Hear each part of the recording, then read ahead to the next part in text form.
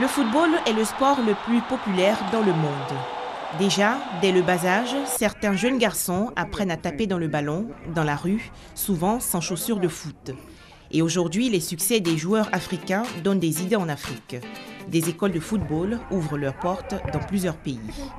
En Côte d'Ivoire, il existe environ 400 centres de formation. Pour l'année 2015, il y a 198 centres de formation, disons écoles de football, qui sont affiliés à la FIF. Les jeunes apprenants reçoivent une connaissance technique, une philosophie tactique et partagent ensemble leur passion autour du football. Ils sont classés dans 5 catégories.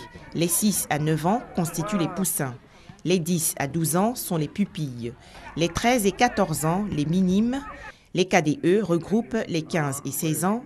Enfin, les 17 et 18 ans forment les juniors. Un jour, je regardais à la télé le football et j'avais un geste technique de Didier Drogba. C'est ça qui m'a motivé à venir jouer au football. Je sais dribbler, faire des passes, des contrôles. Moi, je veux être un footballeur professionnel. Donc, voilà pourquoi je viens pour apprendre, pour jouer comme les autres. À l'ère de la professionnalisation du ballon rond, il est impératif d'établir les conditions d'accès à ces écoles et la durée de formation. Nous avons mis en place des conditions d'accès, notamment une inscription et puis des modalités mensuelles qui ne s'élèvent qu'à c'est modique, c'est 5 000 francs le mois.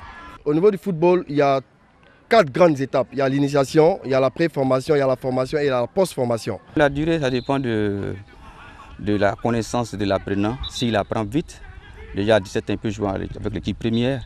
2 structures au sein de la Fédération ivoirienne de football s'occupent de ces centres de formation.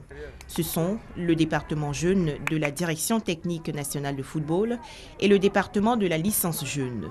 Malheureusement, la FIF joue un rôle trop limité.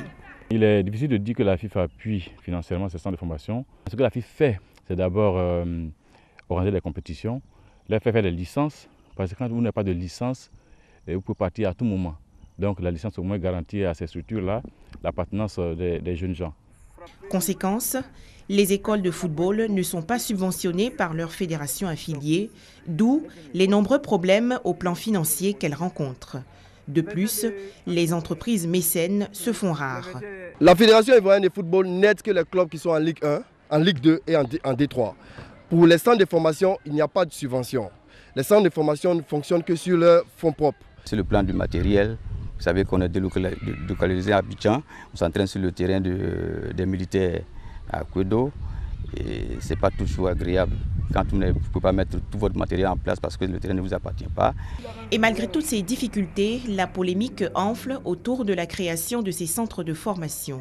Selon les profanes, c'est seulement l'appât du gain qui motive les fondateurs des écoles de football. Ce n'est pas pour l'argent. Moi, quand je les vois, je vois des gens engagés qui sont souvent dans la broussaille, sous les arbres, qui s'occupent des gamins. C'est pratiquement un service public qu'ils les rendent. Donc moi, je ne dirais pas que c'est pour l'argent, mais c'est d'abord pour la passion. En Afrique, comme partout sur le globe, le football attire du monde. Cette discipline sportive dans laquelle excelle la Côte d'Ivoire, 21e rang mondial avec 917 points au classement FIFA 2015, mérite d'être organisée à la base.